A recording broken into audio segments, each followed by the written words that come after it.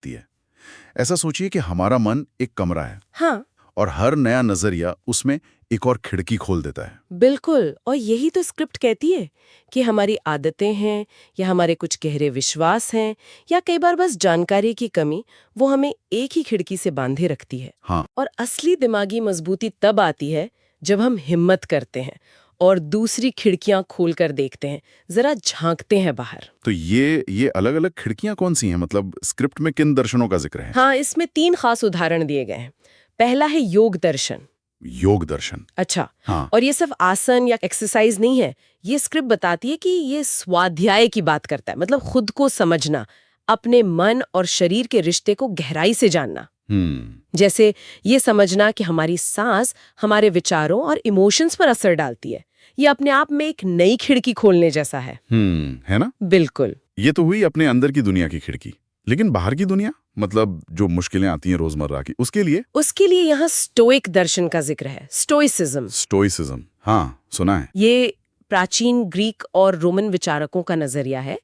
ये तर्क और आत्मनियंत्रण पर बहुत जोर देता है।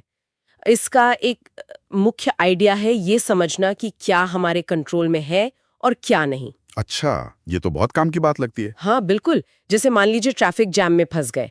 अब जैम हमारे कंट्रोल में तो है नहीं, नहीं, बिल्कुल नहीं। लेकिन उस सिचुएशन में शांत रहना है या गुस्सा करना है, ये रिएक्शन हमारे कंट्रोल में है। ये छोटी सी लगने वाली समझ भी रोज के फ्रस्ट्रेशन और स्ट्रेस को कम कर सकती है। हाँ, ये बात तो है।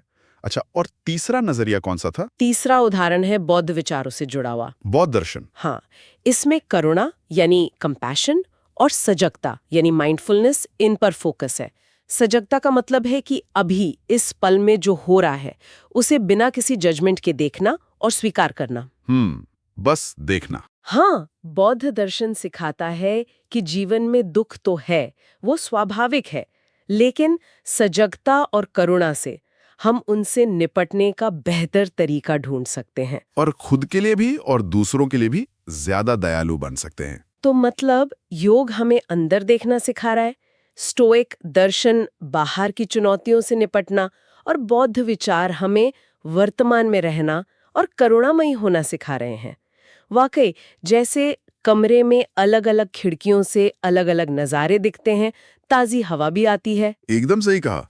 और स्क्रिप्ट ये भी कहती है कि देखिए, मकसद ये नहीं कि किसी एक दर्शन को पूरी तरह अपना लें, अच्छा। बल्कि इन अलग अलग नजरियों से सीखें और अपने लिए एक ज्यादा, क्या कहते हैं, समृद्ध, एक लचीला नजरिया बनाएं। जैसे एक टूल बॉक्स होता है ना, हाँ, जिसमें अलग अलग काम के लिए अलग अलग औजार हों। हाँ, सही, एक टूल बॉक्स जैसा। और ये ताज़ी हवा वाली बात भी सही है।